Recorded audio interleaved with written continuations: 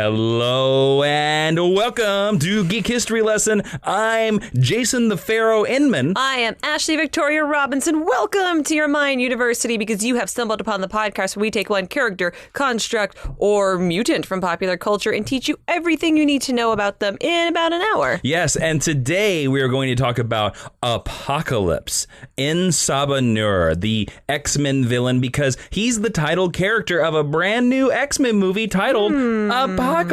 So it's time to peel back the mystery of the X-Men villain, who we eventually will be seeing punch James McAvoy in the face. He's like an onion. Yeah, and I want to just let you know out there that this lesson was suggested by a faithful listener just like you, Andrew Lewis Perry. He suggested the lesson of Apocalypse.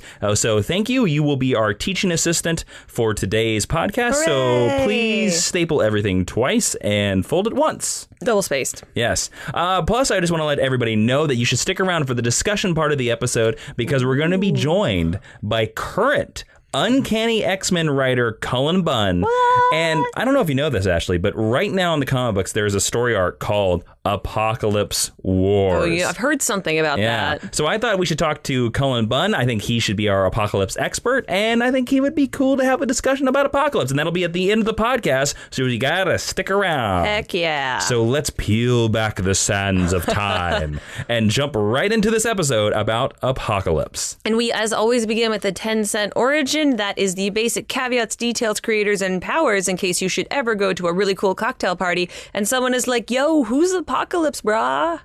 All right. Apocalypse, of course, was published by Marvel Comics. That's where he appeared. His first appearance is in X Factor number 5 in July of 1986. Now, this was a cameo appearance. He's obscured in shadows. I actually own this issue. No way. Yeah, and I have it CGI'd slabbed. So there you go. Well done. Let's see if Oscar Isaacs can make my value of my comic book go up. I don't know. We'll find out.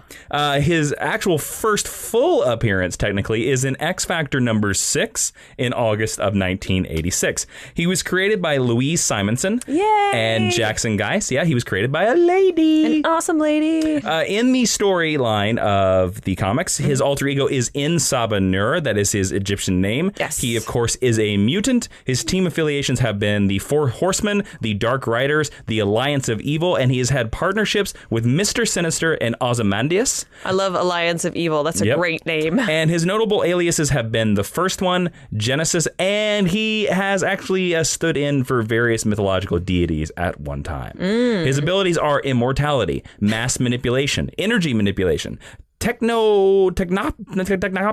I don't know how you say that. Technopathy. Technopathy and telekinesis and telepathy. There you go. All of the pathies. He has all of the pathies. He has all of it. Cool. So let's move on to the meet cute. Yes, that is the part of the podcast where we tell you the first time we met this character and how cute it was. Ashley, where did you first discover Apocalypse? Well, Apocalypse is arguably the greatest X-Men villain, kind of depending on how you want to color who is a villain inside the X-Men universe, because sometimes people want to put Magneto and the Brotherhood characters in there, and sometimes people don't.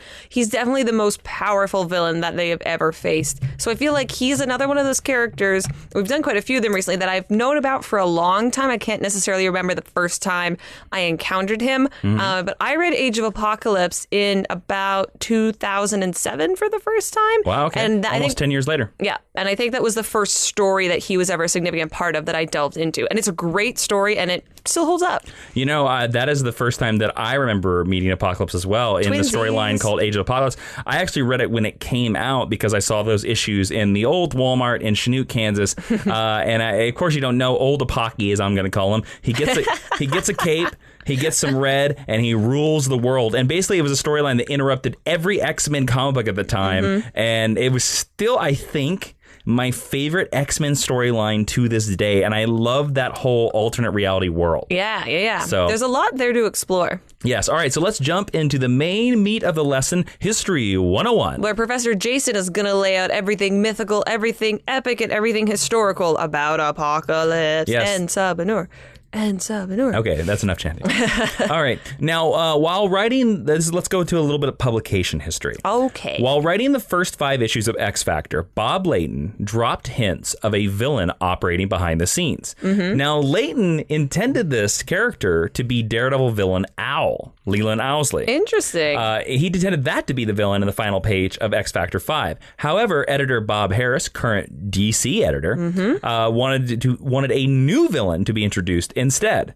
So Layton was removed from the book and replaced by writer Louise Simonson, who imagined the character of Apocalypse and had artist Jackson Geist design him. Cool. Now, the final page of X Factor 5 then revealed Apocalypse. And although the character first appeared in 1986, he was said to have retroactively been present during many past published storylines. Yeah, and this happens a lot with characters that are introduced kind of from the 80s onward. Yes. They like to be like, oh, but secretly they were part of this thing that you never knew about. They were in the background or around the corner from this big event. Watching from the shadows. Apocalypse. Exactly. Now, during his run on cable, Robert Weinberg, he actually planned, fun fact, a story to reveal that Apocalypse was the third Summers brother, the mysterious sibling to the mutants Cyclops and Havoc. That would have been so weird. How weird. You know what? It would have been a completely different character. I actually kind of wish that was the story. That would have happened. How cool would that have been? Would he still have been purple? I don't know. But actually, Weinberg left the book before that could happen. Wow. So there you go. There's some fun facts about the publication. And let's move into the fictional history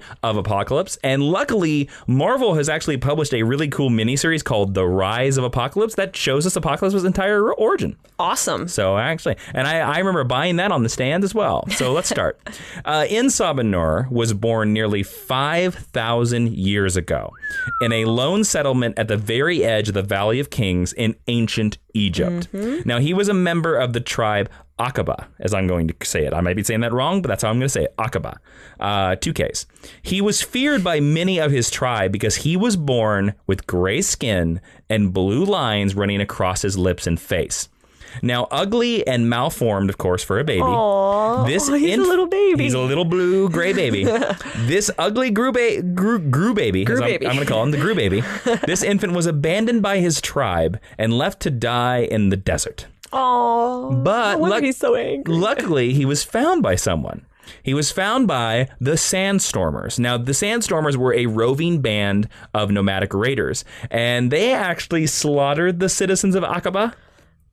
Okay. Yep. And their leader of the Sandstormers, Baal, he's called Baal of the Crimson Sands. He found the gray baby crying in the sand, and he saw a power in the child that he could not explain. Interesting. Now, Baal named the infant En Sabah Nur, literally meaning the first one, and raised him as his own son. Now, I have also done some other research that revealed that En Sabah Nur doesn't quite mean the first one, but in comic book logic it does, so let's just go with it. Is this one of those things where it's like close enough? Yes, pretty much. There you go. Cool. Now, En Sabah Nur became a teenager, and he quickly became stronger and smarter than everyone else in his tribe, and they all hated and feared him for it. I'm seeing some Professor X parallels here. Now, Nur believed in the principle that Baal and the Sandstormer tribe live by. Okay. And that motto is that only the fittest, toughest, most ruthless, tested by hardship would survive. Basically, survival of the fittest. A very Spartan way of life who will not come around for several thousand more years. Yes, but... and if you know anything about Apocalypse, you know that, of course, is one of his biggest things. One of his tenets, yeah. Yes. So, here we go. After the day of his rite of passage into manhood, Baal told Sir that Ramatut, their pharaoh, was no god. Now, quick history lesson on the Marvel Universe, Ancient Egypt. I bet you didn't know you were going to get a lesson on Ancient Egypt, Marvel Universe. Okay, here we go. Now, Egypt in the Marvel Universe at that time was ruled by Pharaoh Ramatut. I'm going to call him Rama. Okay. Who was actually the time traveler Kang the Conqueror, who is an Avengers villain, the guy with the blue face, travels through time. Now, as I just said, Baal told Sir that Ramatut was no man. was no god, and that he was actually a man that fell from the sky in the Sphinx. And because of the rite of passage, Baal and Sur went to a sacred cave that they soon got stuck in because of a cave-in. Oh, no. Yep. And after a week of wandering without food or water, they found the remnants of Rama-Tut's time ship underground in an Egyptian tomb. Interesting. Now, Baal told Nur that he believed Nur to be a conqueror. And he believed that En Sabah Nur was foretold in ancient prophecies. And he was the one that was foretold that was going to overthrow Rama-Tut, the pharaoh. I mean, no pressure, but I need you to overthrow the pharaoh. That's a lot of pressure, man. Now, soon, of course, Baal died. Aww. Yes. And En Sabah Nur vowed to take vengeance on Rama-Tut. And of course, Nur survived because of his mutant physiology. Yeah. When Nur finally made it back to the surface, he enters the city posing as a slave. And through his slavery, he soon became a slave to the pharaoh. Mm-hmm. He meets Nephiri, who is the sister of Ozymandias. Now, Nephiri became attracted to this mysterious slave who constantly kept his face covered. I was going to say, because how could he disguise himself as a slave? How does nobody like, oh, that's that blue kid? Well, he mainly covers up his face, but he kind of leaves his body uncovered. And even though he's off covered, I remember in the comic him several times that he had some sort of sickness as a child, and that's the reason why his skin was colored weird. Oh, okay. Because it would be the lips that would give him away the biggest thing. Yeah. Okay, so he's hiding his face. And Nephiri kind of gets the hots for this blue weird guy, okay? Cool. Yep. Now, here's another fun fact about Ancient Egypt Marvel. I think that should be the future Geek History lesson. Ancient Egypt Marvel 101. You can request that on social media. The Fantastic Four, the West Coast Avengers, and Doctor Strange all time traveled to Rama-Tut's Egypt at one time or another. Hold up. I get Doctor Strange. Okay. I even get the Fantastic Four. Okay. But what in the hell are the West Coast Avengers doing in ancient Egypt? That's ridiculous. Like, oh my goodness. Traveling through time, baby. Fighting crime. Just like, I'm writing West Coast Avengers. Let's go to Egypt. There is also sand there. Yes. Well, if you remember in our past West Coast Avengers Geek History lesson, that was part of the storyline where Mockingbird got lost in the Old West. Yes. Okay. So let's get back. We'll get back to one of those super teams crossing En Sabah Nur's path in a moment. Okay. So the pharaoh finally came face to face with En Sabah Nur. And Rama-Tut knew him as Apocalypse, one of the most powerful mutants who had ever lived, and the one who was destined to rule the world. He knew that this mutant had been born in ancient Egypt. Hence, that is the reason why Rama-Tut went back in time, because he wanted to find Apocalypse as a child, raise him, and then become the master of the most powerful being on the planet. Interesting. Now, Rama-Tut offered Nur a chance to be his heir if he would only swear his loyalty. I don't know. That's a pretty big ask. And it was during this that Nur became uncovered, and Nephiri finally saw his real face. Ooh. Now, Nephiri, of course, rejected him. Right. And thought he was a monster. So En Sabah Nur refused Rama-Tut's order. Rama-Tut tried to kill him, and then Nur was then shot by the pharaoh with the same weapon that Rama-Tut used to depower the Fantastic Four. Great. Now, I want you to know this, that there is an old Fantastic Four issue where the Fantastic Four travel back in time and they meet Rama-Tut and they get depowered by him and they get captured. It's a very valuable issue. Yes. What they didn't know is that Apocalypse was there at the same time. Of course. Because Apocalypse sees them, but they don't see Apocalypse. Yeah. So there you go. So Apocalypse was then, of course, left to die. Yeah. But he survived because as soon as he was hit with the beam, he emerged with two more mutant powers. His mutant immortality and his mass shifting basically means he can increase his size. Well, that's handy dandy. And during the rampage, he got so mad that he said that he called himself Apocalypse for the first time. He had named himself. Yep.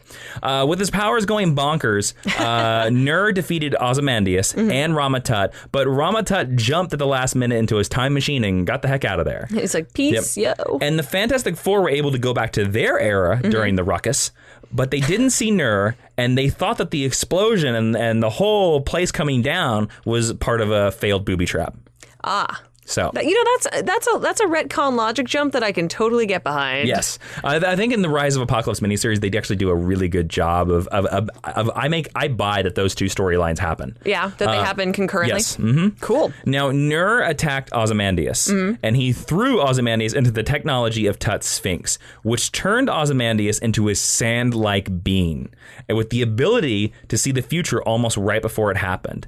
And he forced Ozymandias to record En Sabah Nur's accomplishments throughout time as his scribe. I just want to note here that Marvel writers really love to create sand characters, sand men. I just think it's really interesting that it was like, oh, Ozymandias was like, Sandman. Yep. Now, after this, Nur forged his clan, now called Clan Aqaba. Ah, he recycled the name. Yep, after his birthplace, and those who had abandoned him and left him to die. And with attacks by Alexander the Great and Persian armies, Nur and his clan fought valiantly in many battles. This battle actually against Alexander the Great helped weaken out the weak of his clan. And soon Egypt became nothing but a distant memory to the clan's influence and to Apocalypse, as Nur decided that it was time to move on, and he decided to go to ancient Rome. But before leaving Egypt, Nur revisited Neferi, now an ancient Egyptian queen, and mocked her dying beauty as she had his years before. So he was like, you're ugly now. I still look the same. Ha, ha, ha, ha. Basically, yes. I hope he did it in that exact voice. Yeah. Now, as the millennia pass, Apocalypse travels around the planet of Earth, convincing civilizations that he is a deity, and he inspires many different myths as a result, and he manipulates many different societies into fighting wars, and he justifies this by encouraging growth, judgment, and destruction. Interesting. He then founds a group called the Riders of the Dark. They will soon be called the Dark Riders. Now, this is a group made up of many different people and minions that will generally follow Apocalypse throughout the rest of the Apocalypse storyline. Cool. Great. He just sort of always has followers. Yeah, he calls them the Riders of the Dark. They later get renamed the Dark Riders. They're the same group. And they're basically sort of his followers. Cool. Apocalypse he likes horses. I don't know if you can tell this. He likes horse themes. Okay, so there you go. In 1013 BC, Apocalypse seeks to destroy the Asgardian Thor, who he knows will cause him trouble in the future, according to information obtained from Rama-Tut in his Time Sphinx. And we actually saw that battle in an issue of Uncanny X-Men. Oh, cool. Or Uncanny Avengers, excuse me. Now, centuries later, in 1150 AD, now we've jumped almost 1,000 years, in the Holoshan Mountains of northern Mongolia, China, En Sabah Nur heard of a ruler who was powered by an immense alien ship which had crashed. Now, Nur made his way there, and he slew everybody that was around this ship. And he found out that this ship belonged to, I'm going to mispronounce this badly, Garbra Hassians? I'm just going to call him Gar. Garbaha. But I'm just going to call him Gar. Now, Gar revealed through the battle the secret vessel. And he was like, hey, buddy, we can team up. It'll be okay. And Apocalypse was like, no. And Apocalypse killed him. Great. But little did he know that Gar was actually an immortal and couldn't be killed, and Gar ran off. Ah, those tricky immortals. Always not being killed. Now, Nur entered the ship, and he lived on this ship for many years, not understanding how to communicate with it, how to use it, how to control it. He just kind of lived there because he was like, it's technology. He was like, shelter, this is fine. Everything's fine. I'm fine. Now, Nur soon built a large sphinx around the ship, and soon he began to hear a voice inside his head when he was inside the ship. He's crazy. No, that voice belonged to the celestial Isan, the searcher, who spoke through the ship with telepathy. Now, Isan presented Nur with a proposition. They would allow him to use the technology on the ship to shape the destiny of the world. Interesting. Or simply leave, never remembering anything. Now, Nur, of course, said yes. And Isan stated that one day, maybe in centuries or millennia later, the Celestials would come for payments for being able to use the ship. The Celestials are really into like all or nothing propositions, like change the world, walk out of here and don't know whatever happened. Now, shortly after finding the ship, Nur and his Riders of the Dark were constantly attacked by a young warrior with a sword and a shield, calling himself the Traveler. Now, Nur sends assassins after the Traveler, and he ends up battling this Traveler for many years. And Nur finally gets a small win when he severs the Traveler's left cybernetic arm. And during the battle, the Traveler actually pulls out a gun and shoots En Sabah Nur in the head. Wait. Yes. Is the Traveler Bucky? No. Because he sounds exactly like Bucky. And he's got a gun. You will learn who the Traveler is, and I will tell you who the Traveler is in just a couple of minutes. Okay. Everyone out there knows who the Traveler is. Okay. You have met this character before. Okay. Okay. So the Traveler just shot Nur in the head. Yeah. And after reattaching his techno-organic arm, the Traveler was actually accepted as the new leader of the Riders of the Dark because they were like, "You have killed our master. We follow you." What? The Traveler declined. He was like, "I want nothing to do with you." And the Traveler turned to Ozymandias and instructed him to remember that there will always be someone smarter and stronger around, and that being fit to survive means that you have to have the responsibility to help those who are not. Wow. Now, unaware to the Traveler, his techno-organic infected blood, I'm giving you major clues about who this person is. Okay. Infected blood mixed with Nur's. Okay. As he wiped Nur's blood on Ozymandias. Okay. Now, Ozymandias had Nur's dead body brought to the alien ship, hoping that his technology would heal him. Mm-hmm. Okay? And the Traveler followed Ozymandias, and he explained to Ozymandias that the ship was actually a celestial transport for, the highly advanced race called the Celestials. Mm-hmm. But on the ship, the Traveler learned that his blood mixed with the techno-organic virus that he is infected with. Thank you. Yeah. Which, of course, the techno-organic virus, if you don't know, is this X-Men virus that's sort of like half machine, half biology that sort of just screws people up. There you go. Yeah. He found out that his blood and the techno-organic virus mixed into Nur's body and actually was healing him. Okay. And the Traveler learned that when Nur wakes up, Nur would be able to understand the ship. Mm-hmm. And the Traveler told Ozymandias that he had been traveling throughout time to find out all about Nur, hoping to find a weakness. But he found out, he just learned through this, that his travels were actually the thing that brought En Sabah Nur into power. Oh. And when Ozymandias asked if En Sabah Nur would ever wake up, the Traveler replied, "No, but Apocalypse will." Yeah. And the Traveler left. Now, Ashley, who do you think the Traveler is besides Bucky? Okay, it's not Bucky. I think it's somebody I know with a who cybernetic arm, and it's somebody who has a techno-organic virus. And who's a time traveler. And is this somebody who's a character who you are quite fond of? I am very fond of this character. Is it Cable? It is Cable. I nailed it! Now, if you don't know, Cable is Nathan Summers, and Cable, as we eventually learn, is the son of Cyclops, who eventually there's a prophecy that he will kill Apocalypse. Yes. But hasn't happened yet. But you find out, it's interesting to find that Cable brought about a lot of the stuff that he will be fighting later in the future. Self-fulfilling paradox. Right. That's kind of a trope among time-traveling characters, but I really like it for Cable in this sense. And I like the idea that Apocalypse is this unstoppable force, but he couldn't do it on his own. There's a lot of confluence of events that help him become Apocalypse. Yep.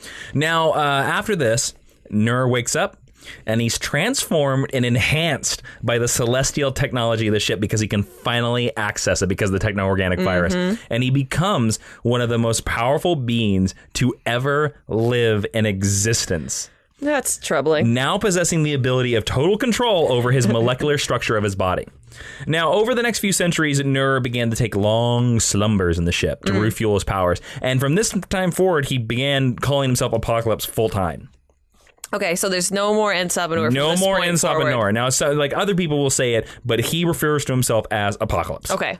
And sometime during the 15th century, Apocalypse first created his Four Horsemen of the Apocalypse, which, of course, are pestilence, famine, war, and death.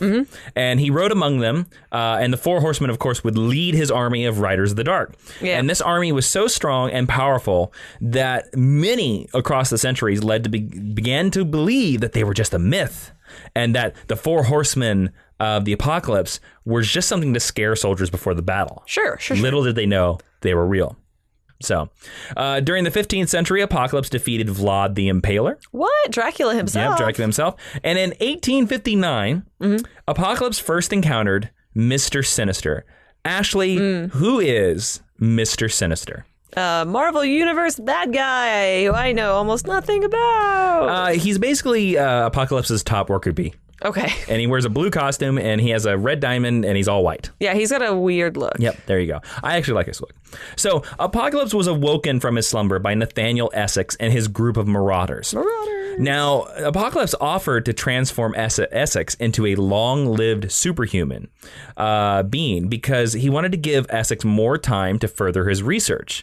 But, we'll learn what his research is in a minute. Okay. But there was a cost. This would cost him eternal servitude. It usually does. Yeah. Now, Essex was left with the choice of continuing his work or his wife shunning him because his wife didn't know that Nathaniel Essex was a mutant. Dun, dun, dun. And Nathaniel Essex was very worried about what his wife would think if she found out. Yeah, if he started living forever. So Essex...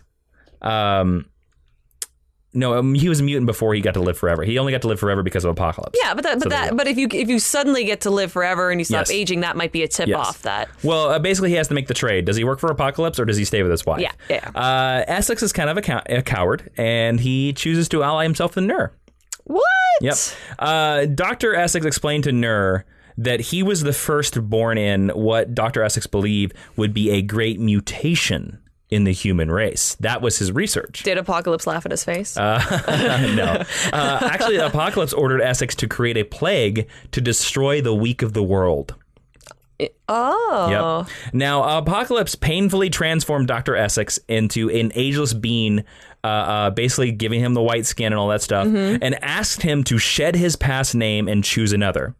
With his new abilities and his very emotionless outlook, Dr. Essex took the new name Sinister, which actually was his wife's, Rebecca Essex, last words to him of what he had become. That's kind of an awesome story. Yeah. Now, Nur had plans to assassinate Britain's Queen and Prime Minister. Sure. And he almost succeeded, but was defeated at the last minute by a time-traveling duo right before they began to shift back to their own time. Okay. Now, this time-traveling duo was actually Jean Grey and Cyclops from the X-Men. Okay. And this happened in the Further Adventures of Cyclops and Phoenix miniseries. Okay. So there you go. Now, this will come back into play later. Okay, so remember this. Yes. Now, Apocalypse, Nur, En Sabah, what are you going to call him? He goes back to his ship. And Apocalypse finds out that the plague's not done. Sinister's been kind of screwing around. Great. And Mr. Sinister stated that he had manipulated the plague so that it would only affect and hurt Apocalypse himself.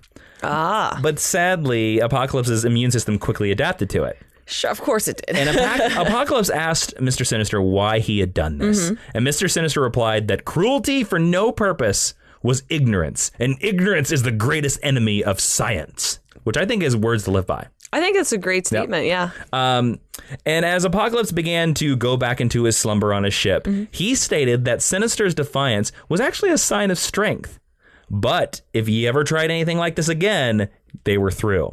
Interesting. So there you go. He's like, everybody gets one. And so Apocalypse went to sleep and dreamed of an age of apocalypse that was to come. And this is one case where going to sleep is a good thing. But Ashley, do you want to know where a case of sleep is not a good thing? I do. If this podcast went to sleep, that's no good. That is very true. And we could use your help fighting off the eternal slumber at patreon.com/Jawin, Jawin. That's where we ask people just like you to support this podcast with small monthly donations. And you can get some cool perks like at the $3 a month level, just $3 a month. That's less than the price of a number 2 combo at McDonald's. What?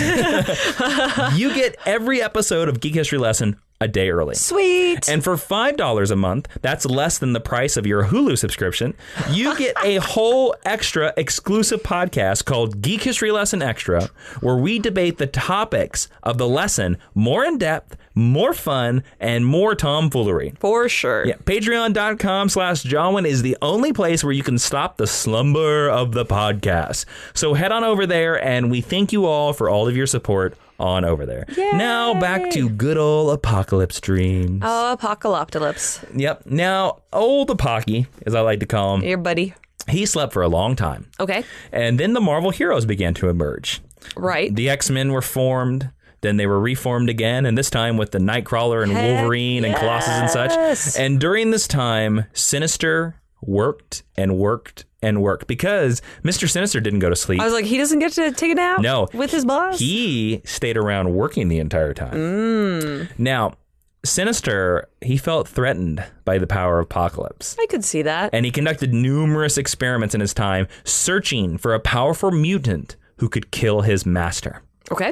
Mr. Sinister eventually realized that Scott Summers and Jean Grey of the X-Men, Cyclops and Marvel Girl, their mingled genes would create a mutant of unparalleled power that would be able to destroy and overpower Apocalypse and thus free Mr. Sinister from his eternal servitude. Now, Sinister hoped he could control such a mutant and, of course, use it as a weapon. Everyone always hopes that. Yep. And at the time, Jean Grey was actually kind of believed to be acting reckless. And there's a reason for that. It's because she was wearing a red costume with a yellow bird on it. And she was kind of going crazy and had fire powers in the storyline called The Great Phoenix Saga. Yes. So Sinister didn't really trust using Jean Grey because of that. So he created a clone of her and named the clone Madeline Pryor. Yes. Now, he created a false background for Madeline, and he placed her into the world after Jean's apparent death at the very end of the Dark Phoenix Saga. Yeah, Jean dies a lot. Jean dies on the moon. So there you go. And so Madeline shows up. Sinister's plan then was to produce a child from the union of Madeline and Scott, whom he believed would be his genetically super mutant weapon against Apocalypse. Well, Cyclops, let me tell you, fell for Sinister's plan, hook and sinker. Well. And as soon as he saw Madeline, he was like, gee golly, you look like Jean Grey. Let's marry. They married, and they immediately had a baby. Well, that's what you do when you get married. Everybody knows that. Yep. Now, the infant was named Nathan Christopher Charles Summers, a name that you have probably already heard in this podcast. And Nathan Summers was so powerful that upon the exact second of his birth, he woke Apocalypse from his hibernation. Apocalypse is like, oh, crap, a baby. Yep. Oh, God, a baby. Now, after this, Cyclops, I just want to tell you, kind of became a jerk. And no, Scott. He did. Scott. And he left Madeline Pryor when he found out that Jean Grey was suddenly alive. Oh, well. Yep. He said, I need the real thing, his mind screamed, and he ran off. He's like, bye. And he left to form a team called X Factor with the original 5 X-Men team members. Ashley, can you name the original 5 members of the first X-Men team? Beast. Yep. Archangel. Well, he was Angel. But sure. Beast, Angel, Cyclops. Yep. Phoenix. Jean Grey, Marvel Girl. And Professor X? No, Cyclops. I said Cyclops. Oh, Iceman. Did you say Iceman? Oh, I know Iceman. There we go. Thank you. Yep. So they were the first X Factor, and this was the launch of the X Factor title. Yeah. And he did this because that's the book that Apocalypse first showed in, and he needs a book to show up in. Well, yeah. So, emerging from his celestial ship, because he's still got it, in the New World, Apocalypse realized that mutants had begun to populate the Earth, and he began his plan of domination. Yeah. So he outfitted himself with armor from the ship. And this is where Apocalypse gets that blue look armor that you see. It came from his ship, and this is the first time in his history that he wore that armor. That's really cool. I like that. Apocalypse began recruiting his newest horsemen because he loves horses, as we know. He loves that biblical metaphor. Yep. And he took them aboard his ship, which at first was cloaked above New York City. Okay. The first modern horseman recruited by Apocalypse was Plague, who was actually a member of the Morlocks. They're the underground mutants that live in the sewers. They fight the crocodiles in the New York sewers all the time. So there you go. Plague became Pestilence. Apocalypse then approached ex-soldier Abraham Kiros, who was in an iron lung and barely able to speak, and granted him the position of War. He then grabbed Autumn Rolfson, and he appeared to her in her room of her home after an argument of the parents and gave her the position of Famine. Interesting. Apocalypse then saved the D-winged angel from his sabotaged exploding plane and chose him to be his fourth and final horseman, Death. Now, just to let you in, Warren Worthington, Angel, one of the original X-Men, a member of X Factor, Angel had lost his wings during the mutant massacre when he tried to save Artie. Yes, Ashley, that Artie, the Artie that you love. Because the Artie of Artie and Lise, the Artie of Power Pack, if you know, the weird guy with the weird look, he was actually an X Factor trainee. And in the future, he will eventually become a student of the Future Foundation. Yes. So that is how Angel lost his wings. He saved Artie's life, but because of that, he was caught and had his wings hacked off. Well, he made the right decision. Okay. Apocalypse, he granted Warren new techno-organic wings. Techno-organic, also a theme of Apocalypse. They look really cool. I think they do too. Now, Warren, with these new wings, could fly higher, faster. The wings were razor sharp. They had blades that could be thrown that were laced with a neurotoxin, which we've seen will be featured in X-Men Apocalypse. Yep. And he could even fold these wings into a barely visible bundle on his back. And also, of course, he turned his skin blue. And he got brainwashed. That's not as cool. Yep. The wings are where the coolness ends, really. Now, Death was revealed to X Factor and his old teammates, and they figured out that Death was Warren. Yeah. And Apocalypse had the Horsemen actually during this time battle each other to figure out who would be the leader of the Four Horsemen. And Death, Archangel, beat them all savagely. Well done, Warren Worthington III. Well done. Well, it's not really Warren Worthington III. He's kind of crazed death guy right now. Well done, crazed death guy III. Right. Well done. Yes, but Archangel's look is actually really super awesome. Yeah. Okay. Apocalypse teleported X Factor on board his ship, and as Death, Warren fought the rest of X Factor. However, Apocalypse offered X Factor to join him, but they refused, and fighty, and X Factor was soon defeated. He's like, I need more horsemen. Soon, Apocalypse sent his horsemen into Manhattan to incite chaos. Yeah. X Factor escaped and fought them in the city. In the battle, Pestilence was killed, Famine was knocked away, and Apocalypse called Death and War back to his ship, where Warren was soon brought out of his brainwashing after Iceman faked his own death at Warren's hand by actually creating a fake ice sculpture of himself, and that's what Warren destroyed. So Warren thought he was killing Iceman, but he was actually killing a sculpture. And when he got back to Apocalypse's ship, Warren started realizing that he had killed one of his best friends. Yeah, the lengths to which he'd been drawn. Yes. Warren then rejoined his former team, and after their defeat of Apocalypse, the Celestial ship crash landed at the X Factor complex, and X Factor began living on Apocalypse's sentient Celestial ship. Oh, I didn't know that. That's really cool. Now, fun note, in future issues of X Factor, while sleeping, X Factor and their students began getting attacked by the ship. Oh, that's cool. Which they didn't know was still under the control of Apocalypse. Yeah. Now, they freed its consciousness, right? Yeah. And it became fully sentient. And the ship's consciousness recognized X Factor's leader, Cyclops, as the same man who had defeated him a century earlier. Remember that miniseries I told you about? Yes. And because of this, Apocalypse now truly felt that X-Factor was worthy adversaries. Okay. So there you go.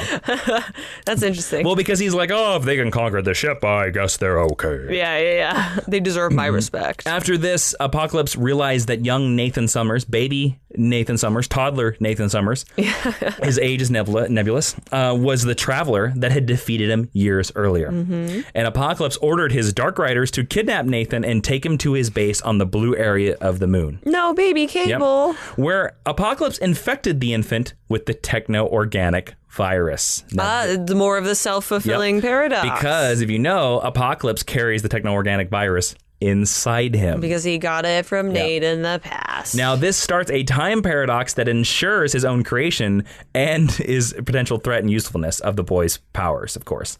Great.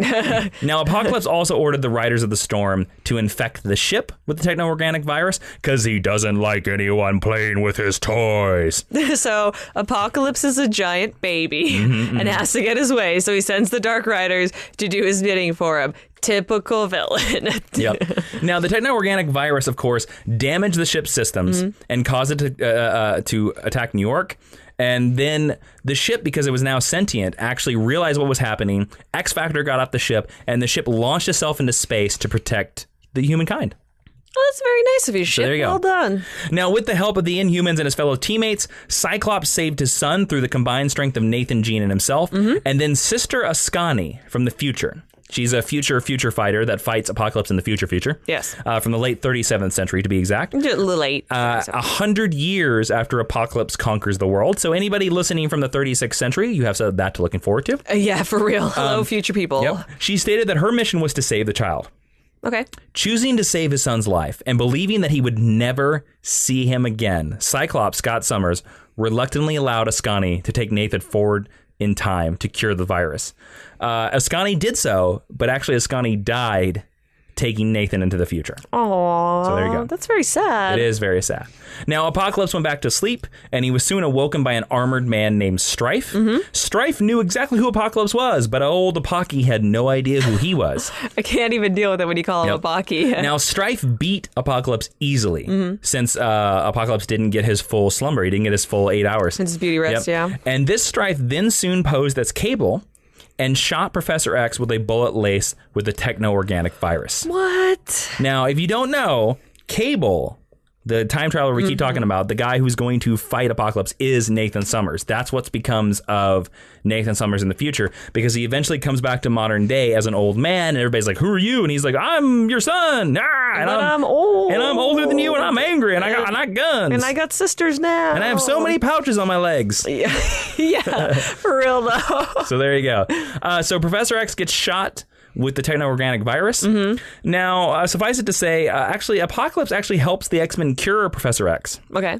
And during the battle against Strife, Apocalypse is severely hurt, almost within death, and Warren Worthington, Archangel, finds him and actually decides to leave him to die for what he did to him. That is a good choice. That is a choice I would have made. Now, real quick, if you don't know who Strife is a clone of Nathan Summers, Cable. Yeah. He's actually a decoy and a backup that the Ascani made in the future. But this clone actually in the 37th century was captured by Apocalypse and corrupted because future Apocalypse wanted to use Strife's body as a future host body, which you soon learn becomes Apocalypse's future MO. Taking people's bodies, host bodies. Yep. Cool. Now we come across what I think is the greatest Apocalypse story of all time, Age of Apocalypse. Cool. Now, Legion, Charles Xavier's son with a bad hairdo, he goes back into the past to kill Magneto, and he accidentally kills his dad, Charles Xavier, instead. Yo, Legion. Yep. Do better. This creates an alternate timeline where Apocalypse awakens 10 years before Cable would be born. No. Apocalypse witnesses the accidental death of Charles Xavier, and he attacks humanity and conquers much of the Earth because the X-Men as we know it don't exist. Wow. Yep. Now, during the entirety of the Age of Apocalypse event, the regularly published X-Men comics were replaced by new X-Men-related miniseries focusing on various teams and individuals in the Age of Apocalypse world. They included Excalibur, Gambit and the Externals, Generation X, Astonishing X-Men, Amazing X-Men, Weapon X, Factor X, X-Man, my favorite, X-Universe, and then they had beginnings and ends that had chrome holofoil called X-Men Alpha and X-Men Omega and X-Men Prime. I remember Generation Next. Yep. It was a good name. Yep, and Colossus had a really cool costume in it. Yes, he did. Yep. Now, this lasted for about 4 months. Okay. And this was something that really hadn't been done before. And as a comic fan, this was really actually kind of mind-boggling and cool. Mm-hmm. And in the Age of Apocalypse, the whole continent of North America is ruled by Apocalypse and his Four Horsemen. Yeah. Magneto runs the X-Men. Cyclops works for who he thinks his dad is, Mr. Sinister. And Nathan Summers has no techno-organic virus. Mm-hmm. He's a teenager, and he's the most powerful mutant ever created. Yeah. They find out that Bishop, the time-traveling X-Man from the original timeline... with a cool M makeup over his eye. Yes, and in this timeline, of course, he is bald. Oh, I forgot about that. He has he's bald and he's kind of crazy. Nobody believes him. But he remembers the old timeline and he meets up with the X-Men. And with the X-Men's help, they send him back in time to stop Legion to ensure the Age of Apocalypse never happens. Although some characters, like Nate Gray, the X-Man as they're called, the young Cable, makes it back to the regular timeline. This will become important later. Okay. Now we go to Onslaught. Ashley, what happened in Onslaught? In Onslaught, the Fantastic Four, Doctor Doom, and the Avengers all get murderized by Onslaught. And then Franklin Richards puts them in a pocket universe. Yep. And Onslaught is, of course, the combination of Professor X and Magneto. Apocalypse sees the event, and that's about it. Yeah. So there you go. Now, after that, we get the story of the 12. Now, Apocalypse, he gets to a point, he's like, it's a blue body. I've had it for 5,000 years. I don't know. These elbows don't quite work. And he's like, turning into sand. Yep. He's like, I need a new host body. So Apocalypse sought to siphon the awesome energies of a mysterious group called the 12. Okay. Now, there was a legend from the Diaries of Destiny. Now, Destiny is this future mutant-y girl who writes a diary. That's all you need to know about. Oh, yeah. And she tells of 12 beings that could defeat Apocalypse once and for all. Mm-hmm. The 12 legend was, in fact, a ruse and is orchestrated by Apocalypse himself because, once the 12 are assembled, he's going to suck all the power off of them to turn himself into a deity like the Celestials. Delicious power. Soon the X-Men learned that Wolverine had been converted by Apocalypse to become his new horse of death. Wolvie, what are you doing? Yep, and this becomes the trend of Apocalypse, being like, you're going to be my horseman, and you, and you. And you get a horseman, and you get a horseman. You all get to be my horseman. And you, Spartacus.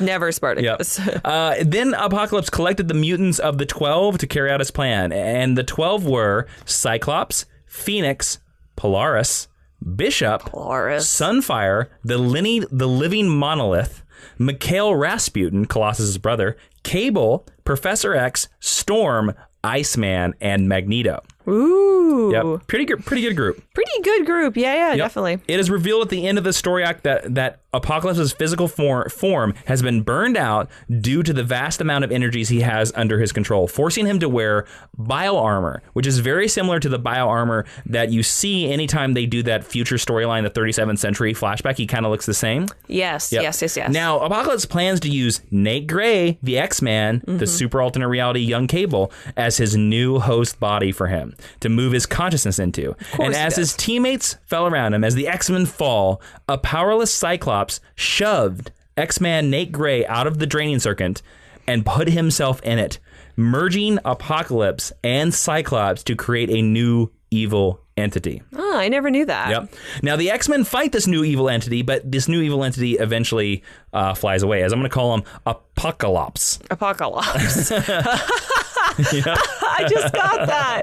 That was very funny. And soon an amnesic and powerless Apocalypse regains control of his merged form. But sadly, Apocalypse begins to become more powerful than Scott. Scott starts to take over, but Apocalypse... Jean and Cable are alerted to his location in Egypt.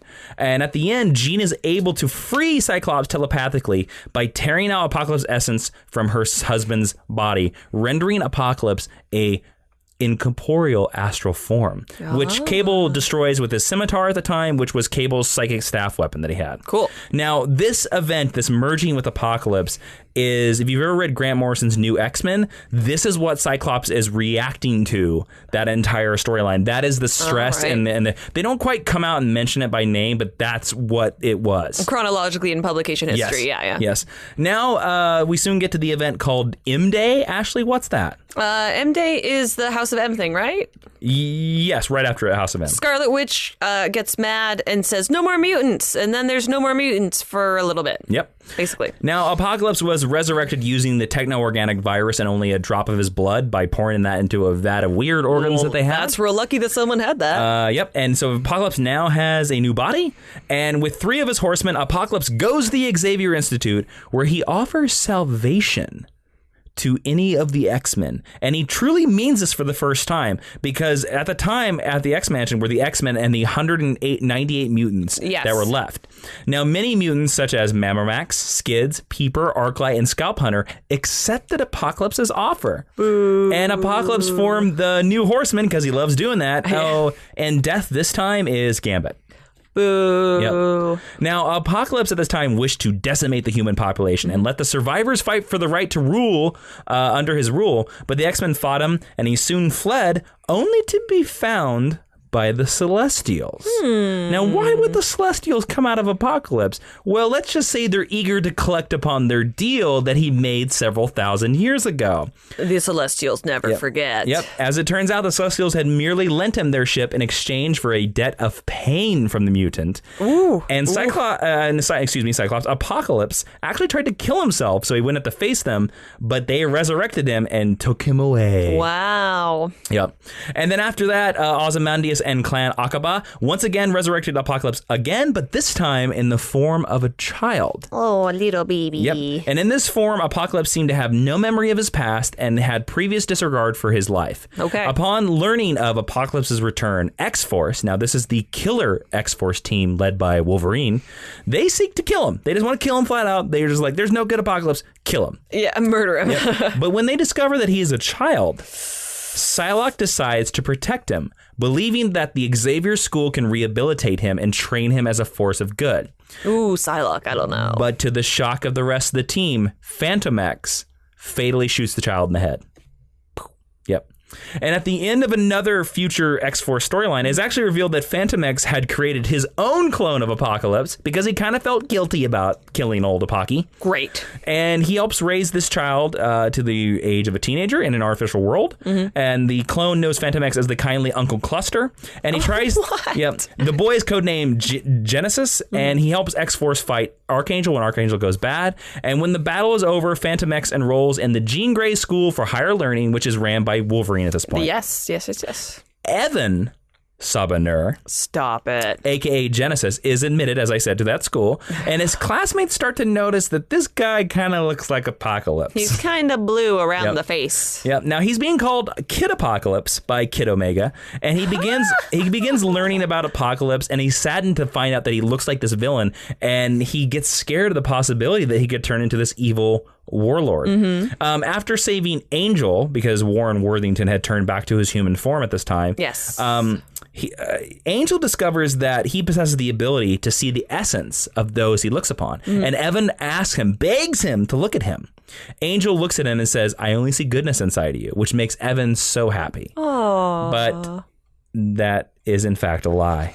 Warren! All Angel could see was the dark image of Apocalypse. Warren! And during the 2014 Axis storyline, Evan is one of the many mutants captured by the Red Skull on the island of Genosha. And during a fierce battle between the Avengers, the United X-Men, as well as a group of villains to attempt to defeat the Red Onslaught, which is Red Skull mixed with Onslaught and Professor X, Evans assists Kid Omega in preventing Red Onslaught's telepathy from affecting the combined combatants. In the energy released by the Scarlet Witch and Doctor Doom that flips everybody, inverts everybody, makes good guys bad, bad guys good, Evan ascends to adulthood, stepping out of the rubble as a looming muscular body and looking exactly like Apocalypse. Yeah, quite speedily, in fact. Now, acting as Apocalypse and calling himself so, Evan vows to lead the mutants in an uprising, rallying the converted X-Men into helping them take Avengers Tower. Now, Deadpool, in his inverted form of Zenpool at the time, tried to convince Apocalypse that he was still good on the inside. And after finally being convinced, this Apocalypse fought the Axis to help Steve Rogers and the Red Skull cast the reinversion. And after the reinversion spell was cast successfully, Apocalypse reverted back into the child Genesis and went on the run along with Deadpool. Because he had no place to go, Wade Wilson let Evan live with him. Sure. Yep. And Apocalypse then was almost resurrected again in an Age of Archangel storyline where Archangel almost became Apocalypse himself. But that's more for an Warren Worthington lesson than this Apocalypse lesson. Cool. And right now in the X-Men comics, there's an Apocalypse war event happening, but you should read the comics for that because there's no spoilers and it just began. But real quick, before we leave the History 101, I want to talk about, and this is a really long lesson, but Apocalypse is such a cool character that I don't care. Let's talk about Apocalypse in the Ultimate Marvel line. Cool. Ashley, what is Ultimate Marvel? Ultimate Marvel is a reimagining in a different continuity in a separate universe of the Marvel characters with the idea that they are more grounded and more true to life. Yes. Now, Ultimate Marvel features an alternate version of Apocalypse who is an entity worshipped by Mr. Sinister. Mr. Sinister is just a guy with a red diamond in his head, t-shirt and jeans, but he keeps talking to this spirit, this ghost named Apocalypse. And after completing a series of tasks, murders, tasks, Sinister actually transforms into Apocalypse himself, who intends to conquer the planet. Now, the heroes are unable to defeat him until the Phoenix Force appears and destroys him. And although his abilities are never directly stated in total, he is shown to be capable of negating other mutant powers, adapting other mutants' powers, and then evolving them. But it is heavily implied that Apocalypse was always Sinister and that Apocalypse was just a figment of his imagination. Interesting. So very interesting. And that's it for History 101, except for other media. Okay. Where we're going to learn that in the X-Men cartoon, the very original in the 1990s with the cool theme song, Apocalypse was voiced by John Colicos and James Blendick. John Colicos played Kang, the Klingon, on Star Trek. No way! Yep. That's very fitting. Yep. In X-Men Evolution cartoon, Apocalypse was voiced by David Kaye. And in Wolverine and the X-Men, I wanted to tell you, Apocalypse appears as the master of Mr. Sinister in the final episode of the series. And at the end of the episode, Apocalypse is shown to rule planet Earth, and beside him are Sinister and an Age of Apocalypse version of Cyclops.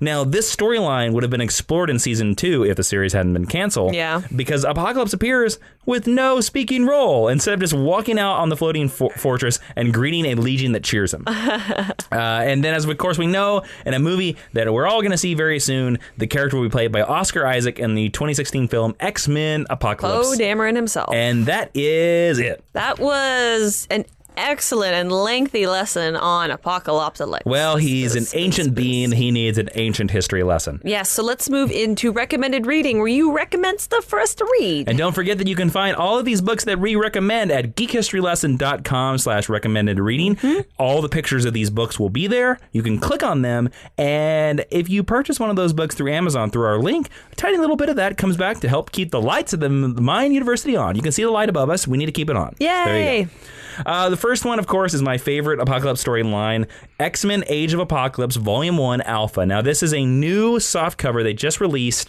of the Age of Apocalypse storyline. There's 4 of them, and this is Volume 1. So this is the beginning. If you read this and you like it, buy all the other volumes. Yep. But this, to me, is the end-all, be-all Age of Apocalypse storyline. Cool. Next is a trade paperback that's going to be released very soon. It's called X-Men The Rise of Apocalypse, and it collects that origin miniseries I talked about, Rise of Apocalypse. It also collects the further adventures of Cyclops and Phoenix, the one where the one where Sinister gets turned into Sinister and the ship learns about Cyclops and stuff like that. And then also, of course, it has Apocalypse versus Dracula and a bunch of other ones. Apocalypse versus Dracula. So, there's also X-Factor, Genesis, and Apocalypse. Now, that collects some of the beginning issues of X-Factor, and and Apocalypse's first appearances. So if you really want to read how Apocalypse was first introduced in the comic books and how Louise Simonson did it, that's the one you want to get. And you want it because Louise Simonson's awesome. That's right. And then the last choice is Uncanny X-Force Volume 1, The Apocalypse Solution. This is where X-Force learns that Apocalypse has been resurrected, and they find out that he's a kid, and they have to deal with that, and what are they going to do? So if you want a more modern Apocalypse storyline, that's the one I'd go with. But if you're going to pick any of these, I really say Age of Apocalypse. If you've never read it, you don't need to know anything else to read it. You can jump right in, and I think it's amazing. It is a self-contained story. Yep. So let's move on into the discussion. Cool. Now, Ashley, as we know, in the discussion, we couldn't just talk about Apocalypse all by ourselves. Look how long this lesson is already. It's true. We had to get an expert. Now, our expert, you know him as the writer of such comic books as The Sixth Gun, Helheim, and Sinestro. What? And now he's currently the writer of Marvel's Uncanny X-Men, which is part of the Apocalypse Wars event. So let's talk to Cullen Bunn all about Apocalypse. Hey, Cullen, thanks for joining us. Thanks for having me. Now, my first question, as you are an X-Men writer currently, where would you rank Apocalypse in the rankings of X-Men villains? I knew you were going to ask me this question, so I put a lot of thought into it, unlike all the other questions. But I think he ranks pretty close to the top. I'm not sure there's anyone I would rank over him except maybe Magneto. So it would be Magneto, and then Apocalypse is right there in terms of being the most notorious X-Men villains, or the best of the X-Men villains. So Apocalypse has a lot of storylines where he will die and come back to life. That's kind of his whole deal. Why do you think that as an X-Men villain, he's lasted in comics and through so many deaths for 30 plus years? Yeah, he's been around a while. And, I think one of the reasons he's stood the test of time is because in a lot of ways he gets right to the core of one of the tenets of mutant stories in general. And that's about survival. That's Apocalypse's whole deal. Is, survival for the fittest. Yeah, survival for the fittest. And in some ways, and listen, I'm never going to say Apocalypse is one of those sort of good guy villains, but I think people, because he's terrible, but I think people can buy that. He has a motivation that's not just, world conqueror or something like that, although that is something he wants to do, but that's not his sole motivation. His motivation is survival of the fittest, and he's a terrible villain. He's a horrible person. I don't think he's a redeemable well, now I can't even say that with how he's appeared in some of the comics. But so the villain. I do want to hear that case sometime and be like, I think Apocalypse is redeemable. Well, it's funny because he's not. I get lots of questions when I write villains about, can't you make Carnage redeemable? Can't he be sort of a hero? And I don't think he can. And I was going to say Apocalypse isn't. There's this new Apocalypse that's running around right now, Evan, which is sort of the next generation of Apocalypse. So I guess, and he's redeemable, but I guess it's not the same guy. So, so it's that core of survival, but then the other part of it is he's been around so long in the Marvel Universe, and writers have taken Apocalypse stories and have seeded them through tons of stories from the past that he never really had anything to do with. They've retconned Apocalypse elements into it. He's had his machinations, has been the cause of other events, and he's been inserted into other storylines, and I also think that he appeared at the right time. That a lot of writers today, he had a big impact on a lot of the people who are writing right now, and that's why he's still he's appearing in stories currently, because he has such a powerful presence for writers when they were much younger. Now, what kind of Apocalypse research did you do before conquering your arc in Apocalypse Wars for Uncanny X-Men? I did a little bit of research. I didn't want to do so much that research would be showing, I guess. A lot of it just comes from the fact that I was reading, all these stories when they were coming out, and I love those stories. So I was able to revisit like the Mutant Massacre. My Apocalypse War story is heavily Archangel focused, and so I was able to revisit stories where the stories where Apocalypse converted Angel into Archangel, and so I was just really just diving into a lot of other stories that I enjoyed reading. I don't know that I went and did a lot of in-depth, I didn't crack open the Marvel handbooks to the Marvel Universe or anything. But you weren't like, I'm going to read every issue of Age of Apocalypse again. I didn't read any Age of Apocalypse stuff again. I focused really. I got enough of it to get a taste for the history of the character, and I did read a lot of. I went back to Uncanny Avengers that Rick Remender wrote to visit some of the Dark Angel stories, and really and for instance, there's a story where Apocalypse doesn't appear, but his presence is central to that storyline. Apocalypse has this interesting hobby of collecting horsemen. Yes. So if you could pick anybody from the Marvel U, not just restricted to the X-Men, who do you think Apocalypse would want as his ultimate best horseman team? That's it's interesting. I love the Horsemen, and I love that there have been so many characters and so many X-Men that have been horsemen. And so many X-Men that have been horsemen. And I think I can say this. I don't think there's anything wrong with me saying this. I was going to, and this story element has been nixed from my Apocalypse War story. I was going to introduce this new horseman, who I was calling the Harbinger or something, and his only ability was he could conjure up anyone that had been a horseman of Apocalypse. He could conjure up a version of him, so that you could cool. so that you could see. Well, tell my editor that, because he didn't. You could see a team of horsemen that had that had Archangel and Gambit on the same horseman team for a little while, and then he could conjure up another group of 4, and it could be any combination. So that was something that was a horseman I really wanted to do something with, that never went anywhere. As far as characters that I would has Ghost Rider been one of the Horsemen of Apocalypse yet? I don't think so. He should have been, though. Yeah, should have been, right? Because I could see him actually. The one thing I think they lost is the horses, because when the Horsemen first appeared, 3 of them had horses, and they were awesome. So I could see Ghost Rider showing up with this big flaming metallic horse that he's riding on instead of a motorcycle. Yeah, that's kind of their only horsemen in names now, Yeah, really. Yeah. Here's a fun question for you, Cullen. We know there's a lot of storylines where Apocalypse goes to sleep, like he slumbers. And when Apocalypse slumbers in his ship, what do you think he dreams about? I think he probably dreams about. I think he dreams of a world that, strangely enough, is very peaceful, because the strong have finally conquered the weak, and I think and there's no reason to fight anymore.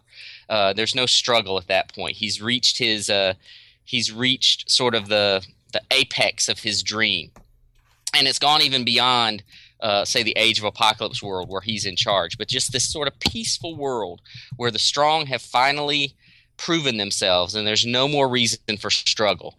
And it's I think it's a very peaceful, tranquil. I mean, yes, the strong are walking around on the bones of everyone else that they've destroyed, but it's very peaceful graveyard. I think it's so interesting that you would have him dreaming of utopia. I kind of love that. Yeah, it's a really morbid utopia. Yeah. All right, Cullen, is there, as you've written your Apocalypse arc, have you gotten any inspirations or deep revelations about how you see Apocalypse now? Has Apocalypse changed now that you've written a storyline that's sort of touched him? I think he's changed a little bit for me, and he's changed in terms of how I think other characters maybe relate to him, and I can't spoil some some big revelations that come out of the story. But oh, come on. No. But I think it's interesting to see how similar Apocalypse and Magneto really are. For instance, you think that they would be completely different, that they have they're on completely different sides of the coin. But I think there's a lot of similarities between Magneto and probably what he is striving for and Apocalypse's dream. I think, that maybe I should go back to a question. Magneto's never been a horseman of Apocalypse, I guess. Except until the movie. Until the movie.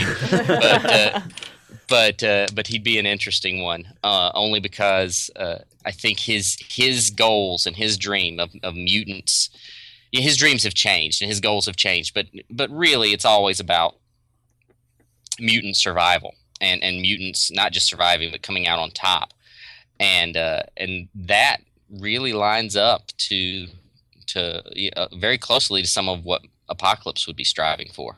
Sweet. Well, Cullen, thank you so much for talking to us about Apocalypse. Please let our listeners know where they can find you on social media and what books that they should be buying from you. Well, you can find me on Twitter. It's just @CullenBunn. And you can find my website is cullenbunn.com, so really easy to remember. And then I am currently writing Uncanny X-Men. We just started, if you're an Apocalypse fan, we just started the Apocalypse Wars arc with issue 6. And this run has amazing art by Greg Land. I've been reading it. It's really good. Well, the first arc had Greg Land, and he's still on the covers. But for the Apocalypse Wars arc, it's Ken Lashley. So and another, again, more amazing art though. And then I'm also for Marvel writing Deadpool and the Mercs for Money, and then I'm also writing the Six Gun, which is coming to an end after 50 issues. Issue 48 just came out, so we're only a couple issues away from ending the series. And then I'm for Dark Horse. I'm doing a book called Harrow County, which I'm pretty excited about, and I hope people will check out. Nice. Thank you so much for talking to us about Apocalypse, Cullen. No, glad to do it. Thanks again, guys. And I think that is definitely the final word on Apocalypse. Jason and I cannot live up to that magnificence. What a great discussion we had with Cullen Bunn. That was a really, really fun discussion. I thank Cullen so much for coming on the show. You guys should go follow him on Twitter. And I have actually been reading Uncanny X-Men art by Greg Land right now. Nice. And I've been digging it. Magneto leads the X-Men. It's kind of cool. Cool. So cool. All right. Let's wrap this up with the teaching tweet, the part of the podcast where Jason tells us everything about Apocalypse in 140 characters or less. Here we go. En Sabah Nur. When the first mutant creates an age, he rules all. Otherwise, he just dies.